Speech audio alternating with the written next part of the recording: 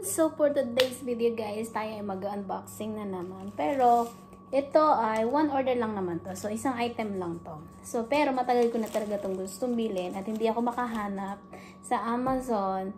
Tapos, pag naman nagtitingin ako sa eBay, lagi silang sold out o kung meron man, wala yung size na para sa akin na magkakasya sa akin.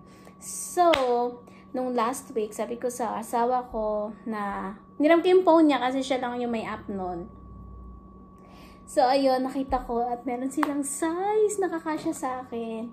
And then, din ako makapaghintay para buksan to. So, buksan na natin. So, in-order siya ng asawa ko through eBay. So, para din siyang Amazon, guys.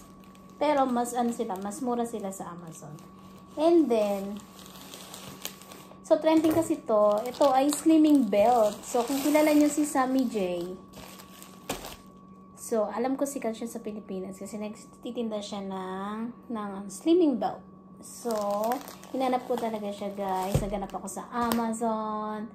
And, yun nga, naghanap din ako sa eBay. So, tuwing maghanap ako doon, wala yung size na magkakasya sa akin. And then, luckily, last week, naghanap ako ulit. And then, meron na silang available. So, ayan, buksan na natin siya, guys. So, hindi ko alam kung magkano yung presyo nito sa Pilipinas. Pero dito, nabili ko siya na, basta binayaran ko is $73 kasama na yung shipping fee. So, medyo pricey sa pagdating dito. So, ngayon na siya dumating. Buksan na natin. Ang hirap buksan. Baka magupit ko yung items.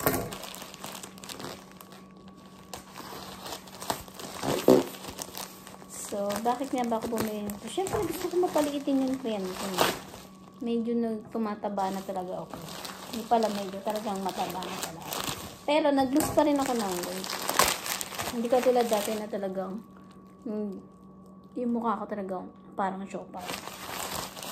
Kasi naman nakakataba talaga dito. Ewan ko ba. Hindi naman ako masyadong kumakain, pero nananaba pa rin. Siguro kasi stress. Okay, so, ayan, meron silang pa-thank you card dahil nag-order tayo sa kanila. And thank you din po sa mabilis na delivery. And, ayan, ito pala yung binayaran ko, $74 siya. With tax na yun at shipping fee na rin. So, ang in-order kong size ay medium. Order ko sana yung small, kaso, baka kasi, hindi na ako makahinga. So, yung medium, yung in-order ko. At saka, meron kasi sila dong size guide. Eh, nasabi doon, kung mag-order ka na, kung size mo ay 32 or 33, kailangan mag-add ka pa ng size, siguro mga 32 or 35, mga ganon, something. So, in-order ko yung medium. At besides, na-adjust naman ko, diba? So, ito try natin siya. Ayun siya, yung power belt ni Sammy J. O, tama nga siya. Yung velcro nga niya masyadong stiff. Siyempre, ito try natin siya, no? Yung itsura niya.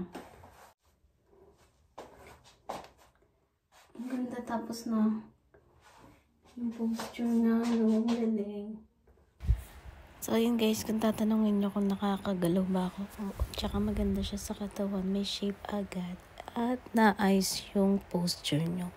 So, hanggang dito na lang guys. Thank you for watching this vlog.